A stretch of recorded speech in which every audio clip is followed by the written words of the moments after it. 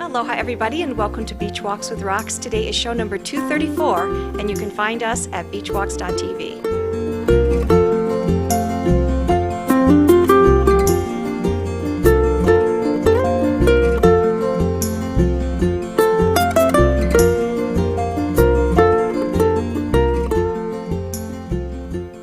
So today I'm here in the beautiful art studio of Malcolm Alexander, and I've known Malcolm for about, I think 6 years now. About 6 years. And Malcolm is an artist, and there are very many interesting aspects to your life. But the first one that I wanted to talk about is that you fit the Beachwalks mode, which is you're an individual who's really not cut from the mold.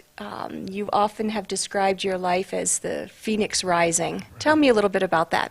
Well, you mentioned that you wanted to do interviews with interesting people that don't fit the mold. Well, I don't know how interesting I am, but I damn sure don't fit the mold. I have a classical background. People have asked me how I got into the art world. I got into it through the process of elimination. I am dyslexic. And as a young person, I learned the things I couldn't do. It took me quite a while to discover what I was able to do, and it's art.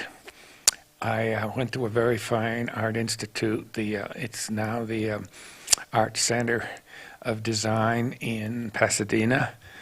After leaving there, I went and painted for 8 years in the Taos area.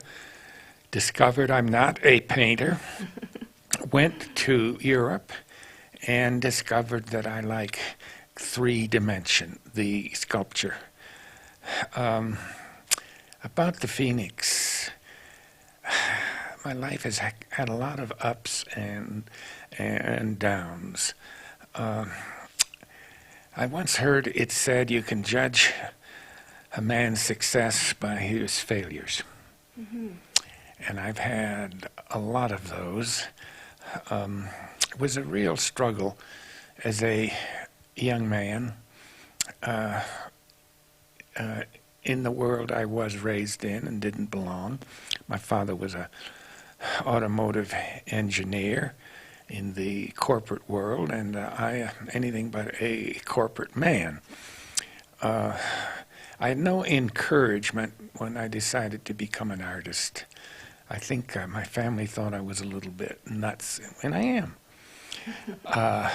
But to become the painter was a struggle. I talked my way into an art school. I had no portfolio, and the registrar said, "Mr. Alexander, I don't understand why you're being interviewed. You don't have any background." I said, "Well, Miss Martell, that's why I'm here. This is one of my last opportunities. I'm 20-some years old, and I think this is what I meant to do." And she sat back and said, "Well, if you're willing to take this gamble, come all the way from Texas with a family to Los Angeles, we'll gamble with you." That's great. That's great. And that's only the beginning. I'm sure we could go for days. Another thing I wanted to ask you about, your early work is very realistic in sculpture, and now the work that you've been doing for the last many years is very abstract. What happened in your life to kind of switch gears for you in that way? Well, it's interesting. I was an athlete. I went into the Marine Corps and came out with a disability. The athletics were gone. But there was still an urge to comment on the sports world. I did an interview for a magazine about what is the word. I became the artist and observed these sports because I couldn't do it. Mm-hmm. And I've always been interested in the figure, and what a wonderful way to look at the figure in football, baseball, basketball. My first pieces were sports, and I became quite well known because I did some of the early sculptures on famous athletes for some of the top teams like the Oakland Raiders, the 49ers, an ice hockey team. Did Joe DiMaggio, Johnny Bench, Roberto Clemente, and those. And very representational. From there, I went into doing what is called, what I've named the backbone of America. It's the documentation of the American workers who literally built the United States with their back. As a result of that, I was noticed by the corporate world, and I became a corporate artist. So life comes full circle in its own way, doesn't it? Circle back in the corporate world. And I knew the game. I did some major monuments, some 18-footers.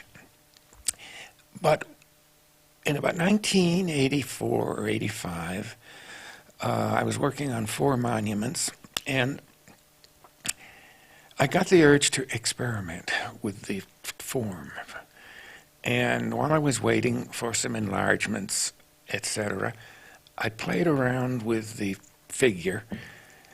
And as a result, in 1988, I put my bucket down as a corporate artist and became a contemporary artist, the Phoenix.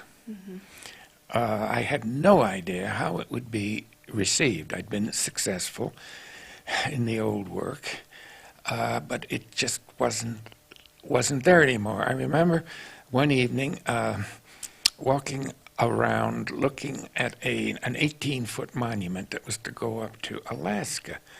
5 figures, representational, and I said goodbye to it, not the monument, but to that form of art. So I then began to experiment for several years in my studio. And I think the point being learning to say more with less.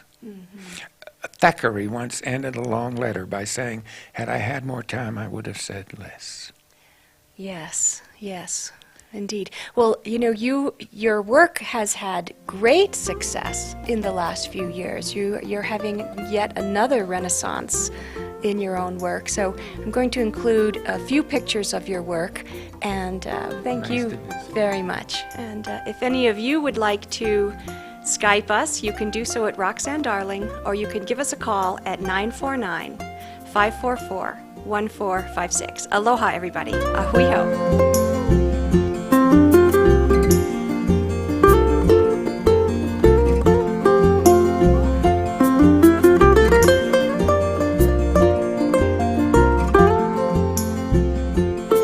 I'd like to thank my guest director today, Carmela Montoya, and you did a great job. Thank you so much. Thank you so much for letting me be involved. I enjoyed it thoroughly. Good. My pleasure. Aloha, everybody.